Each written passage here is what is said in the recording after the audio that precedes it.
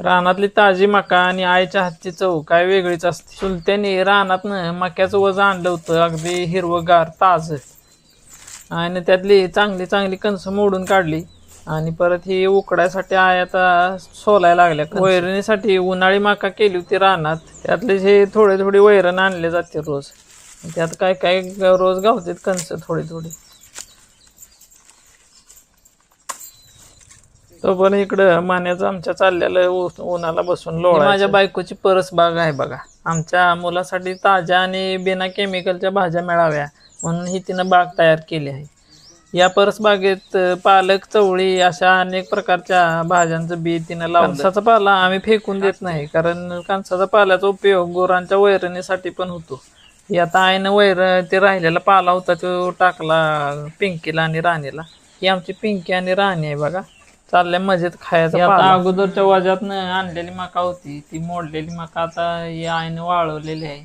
आता अजून त्याला ऊन द्यायचं चाललंय अजून, कारण ह्या मक्याचं परत बियासाठी पण उपयोग होतो, परत टोकायला वगैरे मकाचा ह्या उपयोग होतो, किंवा गुरांना भरडून पण ही मका घातली जाते परत खाद्यातनं ह्याच्यातनं. त्यामुळे आता बराचसाच उपयोग होतो मक्याचा. चला आता कणसं उकडायची प्रोसेस बघूया आपण. आता ही आईनं त्यातली 4 कणसं उकडत घालायची तयारी झाली आहे. पाणी ओतलं बघा बघूल्यात. पाणी ओतून त्यात मीठ टाकत्या. बाहेर चूल आहे बाहेरच्या बाजूला आमची. गॅसची आता बोंबाबोंब या लागल्या, सगळीकडे गॅस मिळाना झाली ती, त्यामुळं आम्ही चूल आता पेटवलेली आहे. स्वयंपाक त्याच्यावर थोडा गॅसवर थोडा असं चालू असते. चूल पेटवायची पण टेक्निक असते एक.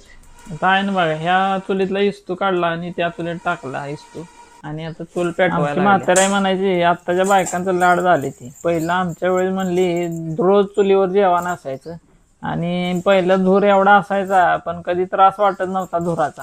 आणि चष्मा कोणाच्या डोळ्याला आहे, चष्मा अजिबात कोणाच्या डोळ्याला बघूलं काळं पडू नये म्हणून आईनं बघा त्याला राखचा पोत्या ही झाला, राखनं सारवलं थोडंसं. नाही तर बघूला बारीक बारीक टेक्निक लय भारी असते त्या. आई म्हणली तोपर्यंत खुरपं घेऊन ये. आता म्हणलं खुरपं कशाला? आई म्हणली एक बाळासाठी कणीस भाजते, मग त्यासाठी आता हे खुरप्यात हे कणीस अडकवलं आणि ते आता चुलीत भाजायचं. खुरपात अडकवल्यामुळे कणीस भाजता येते व्यवस्थित. तरी कणसं खायची मजा म्हणजे रानातच बारीक बारीक काटकं गोळा करून, पाला गोळा करून, वाळल्याला जाळ करून त्याच्यावर कणसं भाजलेली एक नंबर लागते ती. नाक तोंड काळं होस्तोवर कणसं खायचो आम्ही. कणसं उकडाय गाठली आणि आईनं ही बघा बाळासाठी एक कणीस भाजून तयार केली.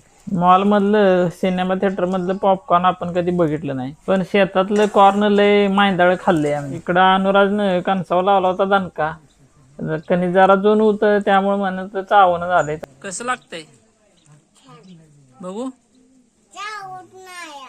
दाखवा की मला कणीस दाखवा. मी माझं नशीब मानतो की आम्हाला चुलीवरचं जेवण हे खायला भेटते, आणि मुलांना पण आता अजून गावाकडे तर कधीतरी चुलीवरचं जेवण हे पदार्थ खायला भेटते ती म्हणा. पुढचं काय माहित नाही, जमाना बदलतोय. चला, उकडलेली कणसं आता तयार झालीत उकडून. तर आपला व्लॉग कसा वाटला ते नक्की कळवा, आणि आपल्या गावगाडी चॅनलला सबस्क्राईब करा, व्हिडिओला लाईक करा आणि सगळ्यांपर्यंत शेअर करा. आणि कधी कणसं खावी वाटली तर माझे संपर्क करा. लय कणसं असतात आपल्या रानात, स्वीटकॉर्न असते, साधी मका असते. भेटू गावाकडच्या पुढच्या व्लॉगमध्ये. धन्यवाद.